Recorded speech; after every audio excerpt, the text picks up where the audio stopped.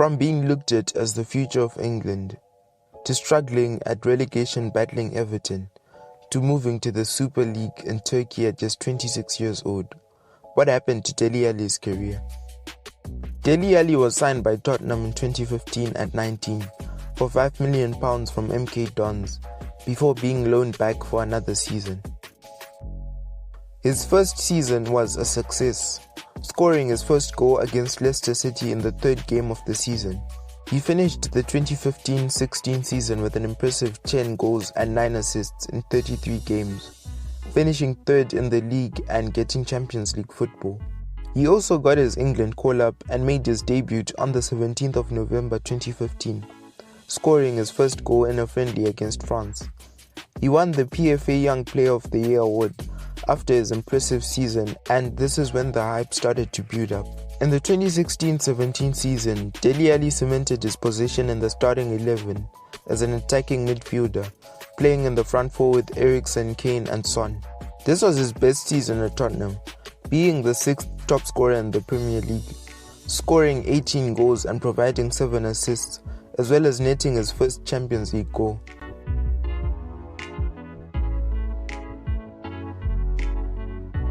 Spurs finished second in this season behind Chelsea.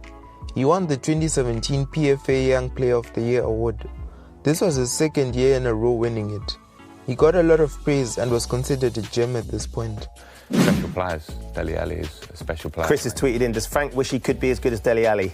Well, he's better than me when I was 20, that's for sure. It's amazing, isn't it, what he's done this season? It is, and he's playing his goal, I don't know how many goals, 11 in 13, I think it should be, but I mean, he is like a second striker at the moment, but I think that makes sense because the way they play and the quality he has around the box, he needs to be up there all the time, and he's just got the knack for runs. He scores great goals like he did yesterday, but seeing goals that he scored in the week against Swansea, and he was running in the 6-yard box.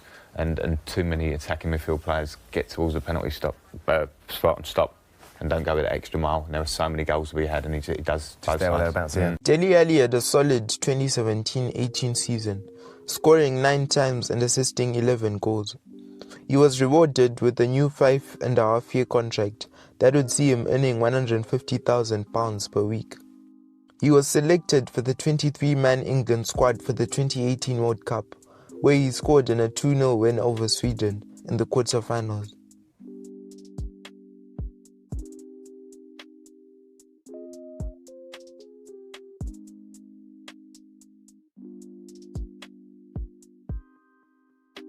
His form dropped in the 2018-19 season, only managing 5 goals and 3 assists. He missed 20 games in all competitions through injuries.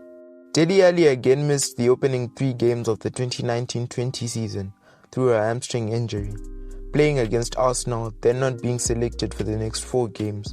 Mauricio Pochettino was sacked by Tottenham in November 2019. Is there a sense of guilt, either personally or as a group, over what's happened to Mauricio? It's a tough one. I think I'd be lying if I'd said, when it first happens, you just blame yourself, obviously, when you're sad and, you don't really look at the big picture. But we've had some amazing journeys together.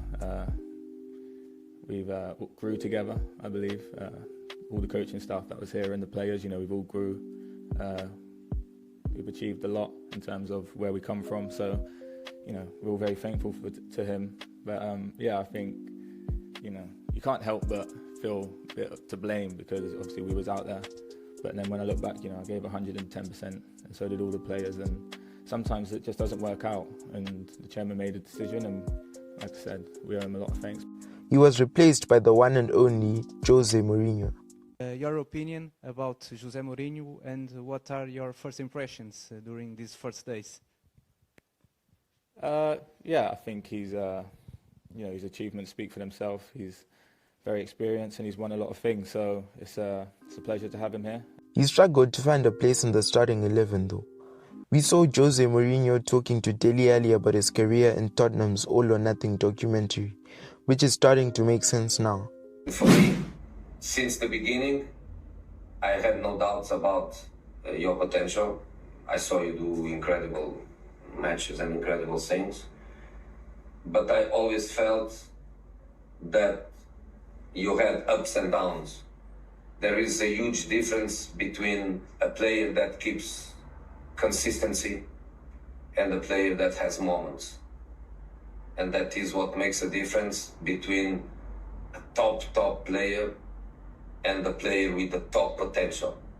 It's something that you don't have to share with me. I think it's just for you to analyze yourself and to realize why my career is being, okay, MK Dons Tottenham national team, bang, and then you reach the top, and then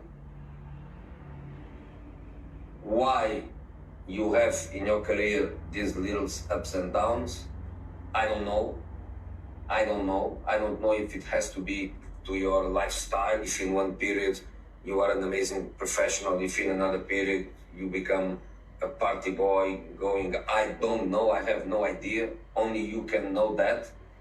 I am 56 now, and yesterday, I was 20. You know what I mean? Yeah. And today I'm 56. Time flies. And I think one day, you will regret if you don't reach what you can reach.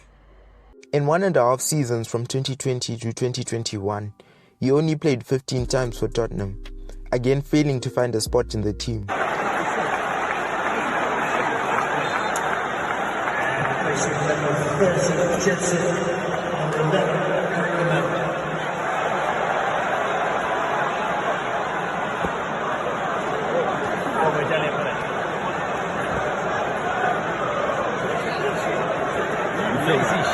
He saw a lot of criticism. Yes. For me, a player that plays in that position is a player that has to link and has to create and not to create problems to his own team. And of course, in that situation there, so yes, I was upset. Everton then signed him on a permanent deal for £40 million. He joined on a 2.5-year deal. This move looked like it could revive his career. His move unfortunately hasn't been successful. He didn't score a single goal or provide an assist for Everton last season, barely avoiding relegation. Besiktas have signed the midfielder on loan with an option to buy. This isn't a great move for a 26-year-old, former Young Player of the Year award winner, but maybe it can reignite his career. Comment below what you think.